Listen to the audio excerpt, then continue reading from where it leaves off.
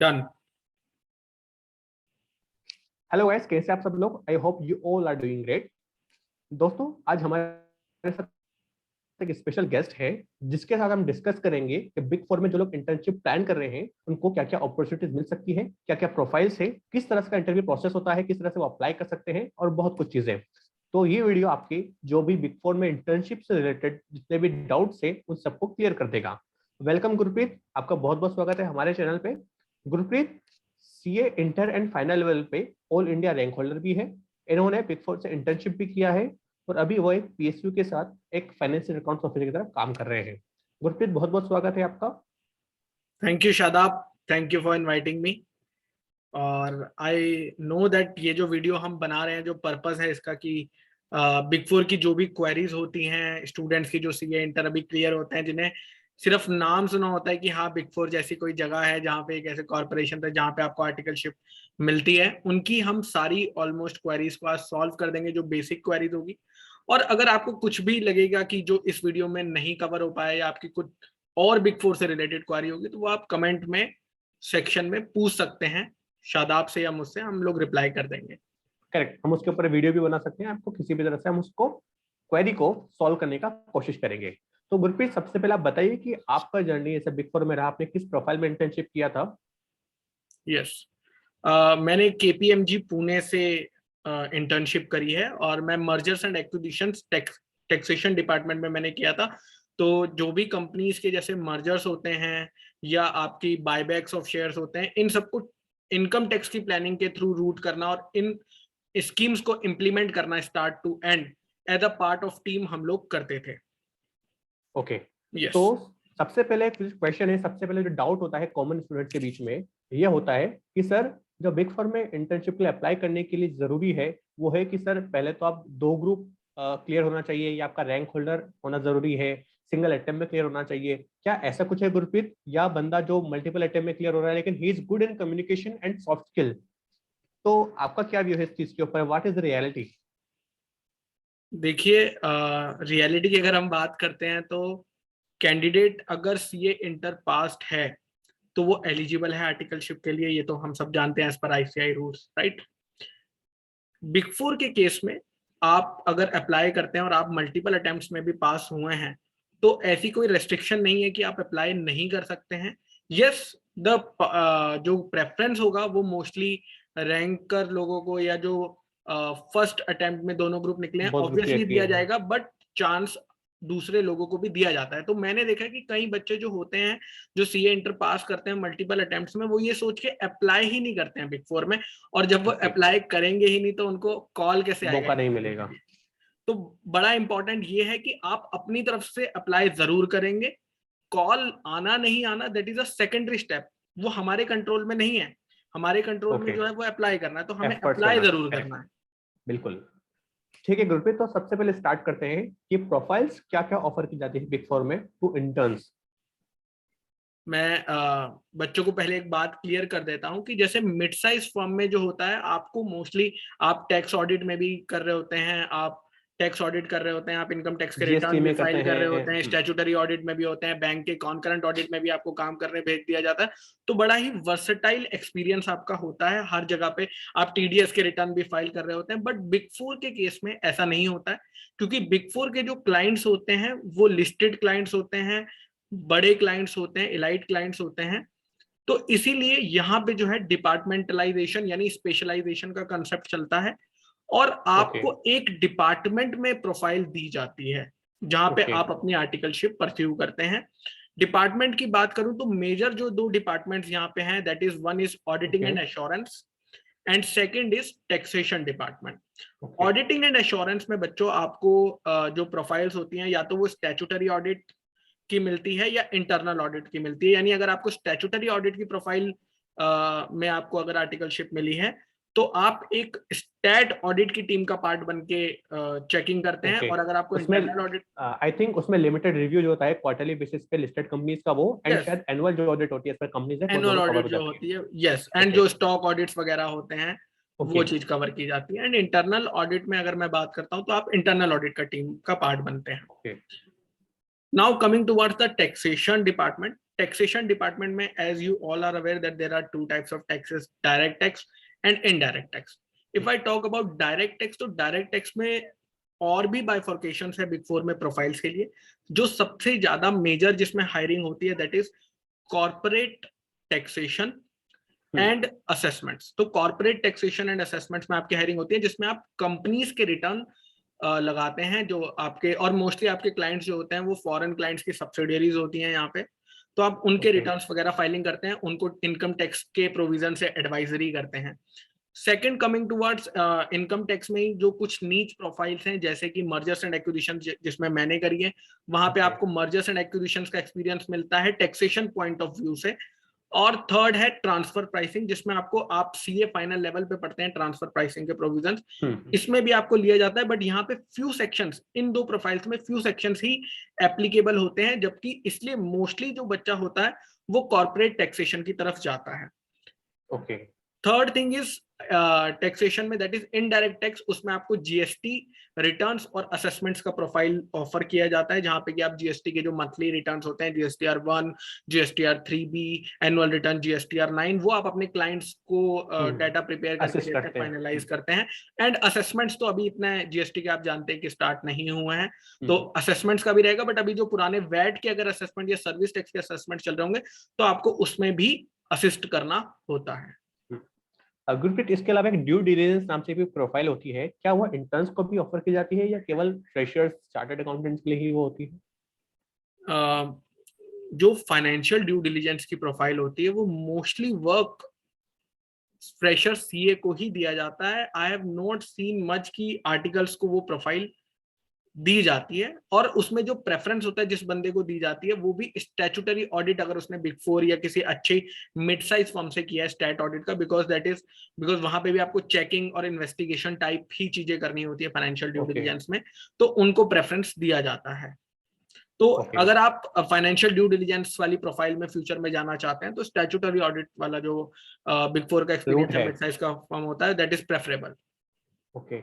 तो गुरप्रीत, आपने किस तरह से अप्लाई किया था बिग फोर में, मतलब क्या प्रोसेस होता है अप्लाई करने का, एक कॉमन स्टूडेंट किस तरह से अप्लाई कर सकता है?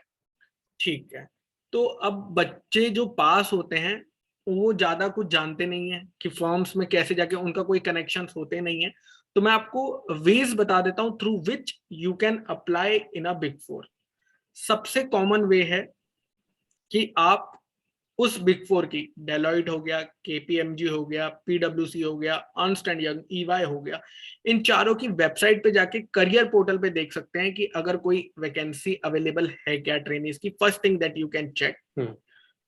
सेकंड थिंग, आप अपने सीनियर्स, जो आपके सीए में सीनियर्स है, या कई बार ऐसा होता है कि आपका फ्रेंड पास हो जाता है, आप बाद में पास होते हो, तो आपका फ्रेंड ऑलरेडी बिग फोर में कर रहा है, तो आप उसे कहते हो, आप उसको रीच आउट कर सकते हो कि यार तुम्हारे बिग फोर में कोई वैकेंसी है क्या ट्रेनिंग के लिए. और मोस्टली एवरी 6 मंथ वैकेंसी रहती ही है, तो उसमें बस आपको कंसर्न पर्सन को रीच आउट करना होता है.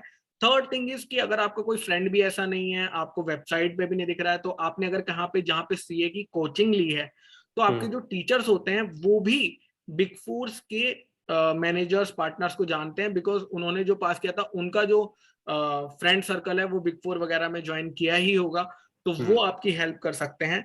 अगर ये आपका डायरेक्ट नोन कनेक्शंस हैं जिनको आप जानते थे, आपके फ्रेंड्स हो गए, आपके रिलेटिव्स हो गए, आपके टीचर्स हो गए, अगर ये तीनों में भी आप देख रहे हैं कि कोई भी बिग फोर से एसोसिएटेड नहीं है एंड यू स्टिल वांट कि यार बिग फोर में तो मेरे को चाहिए, तो और क्या कर सकता हूं, तो what you can do is you can prepare your create your profile on LinkedIn. LinkedIn एक प्रोफेशनल नेटवर्किंग वेबसाइट है, और वहां पे आप अपनी प्रोफाइल बनाने के बाद उन लोगों के साथ कनेक्ट कर सकते हैं जो ऑलरेडी बिग फोर में काम कर रहे हैं, आपके सीनियर्स, उनसे कर सकते हैं, या एचआर टैलेंट एक्विजिशन टीम को डायरेक्टली रीच आउट कर सकते हैं, उन्हें इनमेल कर सकते हैं, उन्हें रिक्वेस्ट कर सकते हैं कि मैं अपना रिज्यूमे जो है देना चाहता हूं इस प्रोफाइल के लिए, प्लीज लेट मी नो कि अगर कोई सुटेबल वैकेंसी है क्या मेरे इस रिज्यूमे के लिए.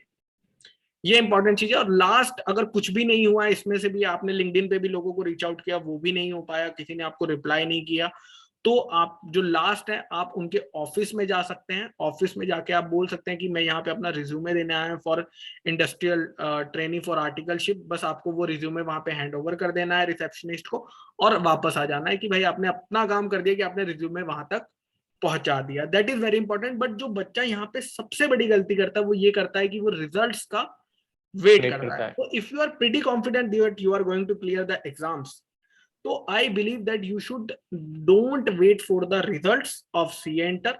आप 10-15 डेज पहले ही सीए रिजल्ट के, क्योंकि तब हायरिंग स्टार्ट हो जाती है, रिक्वायरमेंट्स आ जाती हैं एचआर तक, आपको ये वाला जो प्रोसेस हमने वेज बताए हैं तभी आपको अपने रिज्यूमे भेज देने, और मोस्टली आपका इंटरव्यू भी तभी हो जाता है आपके रिजल्ट आने से पहले। आने के बाद। यस। ठीक है, तो गुरप्रीत आपका जैसे आपने एप्लीकेशन जो रिज्यूमे है एचआर को फॉरवर्ड कर दिया, उसके बाद हायरिंग का क्या प्रोसेस होता है? क्या कोई कंप्यूटर बेस्ड टेस्ट होता है, इंटरव्यू जीडीज भी होते हैं, सिंपली एक केवल इंटरव्यू के बेसिस पे ही रिक्रूटमेंट होता है?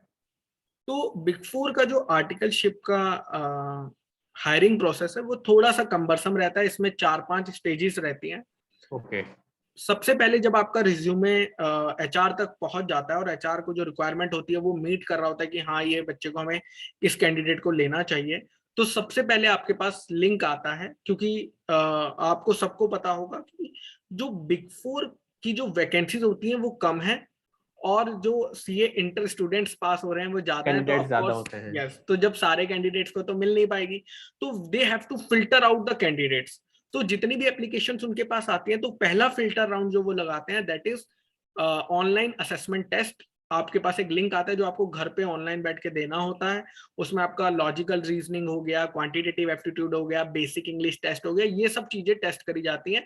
एंड इसका बेसिकली जो रिजल्ट होता है वो सेम डे ही आ जाता है। अगर आप 50% या 60% से ऊपर स्कोर करते हैं then you pass that test, otherwise you are not. So it depends, it differs from big four to big four. इसके This लिए is I the think first CPT का step. जो सिलेबस है, सीपीटी में जो maths and reasoning का जो होता है सिलेबस, उससे आप इसको प्रिपेयर कर सकते हैं गुरप्रीत? Yes, वो बिल्कुल बेसिक्स होता है, it's not that much hard if you see, but it's okay. just a basic. They wanted to test कि what type of thinking you have you got uh, enough English आती है क्या, okay. basics English आती है क्या, that is the basic criteria that they wanted to test.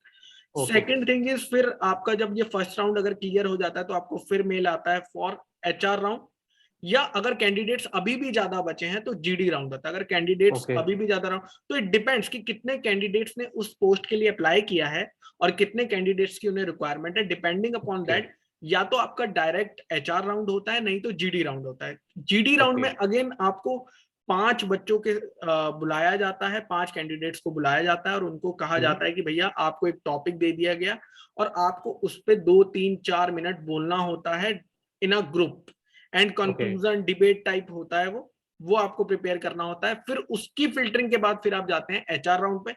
HR round pretty simple होता है। अगर आपकी कम्युनिकेशन स्किल्स ठीक है तो वो आपको पूछेंगे कि tell me something about yourself, where do you see yourself in 5 years, and all those standard questions they will ask. Why you want to choose this big four only, not the other big four? आपकी Why should strength we क्या है, hire you? Weaknesses क्या है, वो सब चीजें basically Yes, पूछी जाती है। how will you manage your studies with this tight articleship schedule, training? Yes. Yes, these are the things that they will ask. And once you clear your HR round, then the next round comes is the technical round. In technical round, mostly the knowledge that you have gained in CA foundation and inter will be tested by a qualified chartered accountant. तो mostly 1 या 2 qualified chartered accountants आते हैं और आपका 15-20 minutes test लेते हैं कि आपकी जो नॉलेज आपने गेन करी है, जो एग्जाम पास हुआ है, क्या आप वो बता पा रहे हैं, क्या वो रेप्लिकेट कर पा रहे हैं सिनेरियोज में, वो आपकी बेसिक टेस्टिंग होती है। अगर आपने इंटर अच्छे से किया हुआ है, जो कि सबने करा ही होता है, तो वो लोग बता पाते हैं इजिली, इन क्वेश्चंस का आंसर दे पाते हैं। After completing your technical round, if you qualify from the technical round, then there is a last round that is known as partner round. Partner round. इसमें जो प्रैक्टिस का पार्टनर होता है, अगर आपने ऑडिट के लिए अप्लाई किया तो ऑडिट की प्रैक्टिस का पार्टनर, टैक्स में अप्लाई किया था तो कॉर्पोरेट टैक्स का पार्टनर, ऐसे करके पार्टनर के साथ आपका ये एक बहुत ही ब्रीफ इंटरव्यू रहता है, शॉर्ट ऑफ कम्युनिकेशन रहता है। इसमें वो आपको पर्सनल से लेके टेक्निकल क्वेश्चंस भी पूछते हैं, बट मोस्टली ऐसा होता है कि अगर आप पार्टनर राउंड तक गए हैं तो आपके चांसेस हाई होते हैं कि आपको वो सेलेक्ट कर लेंगे। Because already you have cracked 2 rounds earlier. Yes. So it's just actually Okay. brief, because partner is at a very high level and he is always busy in getting the clients and doing the analysis now. So what happens is he just have a key, he should know the team, that who is coming Okay. into his team. Okay. Okay. Okay. तो गुरप्रीत, किस तरह की preparation necessary है to prepare for the interview, and किस तरह से apply करने के लिए क्या क्या चीजें एक कैंडिडेट है उसे रेडी करना चाहिए? Because from the technical side, if I say that CA inter का curriculum that they have read is good enough, if they have studied, तो उसमें ज्यादा कुछ टेक्निकल साइड पे आपको प्रिपेयर नहीं करना होता है. इट्स डिपेंड कि आपने किस प्रोफाइल के लिए अप्लाई किया है. ऑडिट के लिए अप्लाई किया तो आप एसएस पढ़ के जाएंगे, एएस पढ़ के जाएंगे, करेक्ट. अगर आपने टैक्सेशन के लिए अप्लाई किया तो आप अमेंडमेंट्स पढ़ के जाएंगे जो आपके लिए अभी रिसेंट में आया है, क्योंकि वो जानना चाहते हैं कि आपने स्टडीज के बाद भी कुछ पढ़ा है कि नहीं पढ़ा है. तो टेक्निकल साइड में it's okay, because everybody know something or the other, they are able to answer. The main already they have cleared the exams, it means that they are good. Yes, yes, their academic studies. Yes, yes. The main things come here is आपके soft skills. आप पहली चीज जो आपकी HR तक जा रही है, दैट इज योर रिज्यूमे. तो रिज्यूमे आपका एक तो 1 पेज होना चाहिए, ज्यादा बड़ा नहीं होना चाहिए. 1 page resume is more than enough, because अभी आपको प्रैक्टिकल एक्सपीरियंस भी नहीं है. तो उसमें क्या लिखा होगा, आपकी एजुकेशनल क्वालिफिकेशन लिखी होगी, और वो एजुकेशनल क्वालिफिकेशन तो सबने लिखी होगी. You have to write what other things that you are good at, what other awards you have got, what other extracurricular activities that you are doing. So that's also interest them, that you are not just a boring guy who is just busy in reading, you do other activities as well. So that is very important thing, to prepare your resume seriously and get them reviewed from your seniors or from your parents, whoever, or your relatives, but get them reviewed first before sending out it to the HR. And always send that in a PDF format, not in a Word format. That is very important. Very large number of students send those resumes in Word. That is very wrong. Even when we recruit in our PSUs for trainees, we see that students are sending like this. Okay. Yes. Okay. So resume writing is, I think, the foremost part that we should take care of. And the second is a soft skill. बच्चों को ध्यान देना चाहिए कि उनका communication अच्छा होना चाहिए. एंड देन आई थिंक उसके अलावा भी कुछ चीजें हो सकती है, उनका ड्रेस कोड होना चाहिए, प्रॉपर होना चाहिए when they are appearing for the interview. Even though अभी ऑनलाइन इंटरव्यू हो रहे हैं, स्टिल दे सी कि क्या वेल ग्रूम्ड है या नहीं है, आपने प्रॉपर फॉर्मल्स वगैरह पहना नहीं पहना, टाई वगैरह लगाना चाहते हैं तो बेटर है. अगर आप लगाते हैं, अपने आप को ज्यादा प्रेजेंटेबल बनाना बेटर रहता है. बिल्कुल. कुछ टिप्स जो गुरप्रीत आप देना चाहेंगे स्टूडेंट्स को? You have to be confident when you are giving interview. You have to be confident. That is the main thing. You should not feel nervous कि कुछ पूछ लिया तो क्या होगा. If you don't know, tell them I don't know this answer, I am not able to recall at this time. It's okay. There is no harm in saying I don't know or I am not able to recall at this moment. But don't try to bluff them. Yes, they know everything. Yes, because they know everything. Whenever you bluff, they say okay, this ठीक है. Now so when you bluff with them now, so they don't want to ask more questions because they know यार you will bluff in another question also. तो मजे लेना start कर देते हैं आपके. Yes. Normally ऐसा होता है. एक तो आपको कॉन्फिडेंट रहना है और हमेशा ये शो करना है that you have a attitude to learn more. You are here for the learning. You are here that you want to learn things, because they want a person they are going to train, and yes, you will work very hard for them. These are the traits that they are looking for. If you have good soft skills, you are confident, you are able to you are able to express yourself freely. That's what they want. That's it. Because everybody has passed CA inter, matlab they have equal. They are good in they have equal knowledge. They have equal knowledge. Okay. So Gurpreet, what are the pros and cons of doing internship at Big Four? So कुछ specific कुछ चीजें जो बहुत अच्छी होंगी आपके साथ. Pros at working at a Big Four. So first pro is that your soft skills get improved a lot.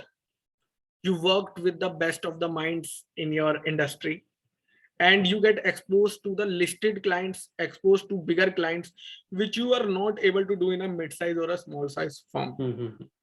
So this is the main pros that you get with the Big Four, and plus tag on your resume of Big Four will always help you. And I think stipend is also good. Yes, Stipend stipend is I think. also very handsome, but and in job also, if you are looking for further job opportunities in a good companies, they always prefer a person who is having a articleship training in a Big Four environment, because they know that you have been trained in a very stringent deadlines environment. But when there are pros, there are cons also. First con that I feel in Big Four is that departmentalization. That is a very big con, because once you are learning, you have worked 3 years for stat audit, it would be very difficult for you to shift in a other domain. So departmentalization is a little challenging. Challenge But for. yes, is a little challenging. And second thing is the deadlines, the stringent timelines, the late sitting hours, working on weekends. But I feel that the same, it is little bit more than a mid-size firm, because in mid-size firm also I know that people do late sittings.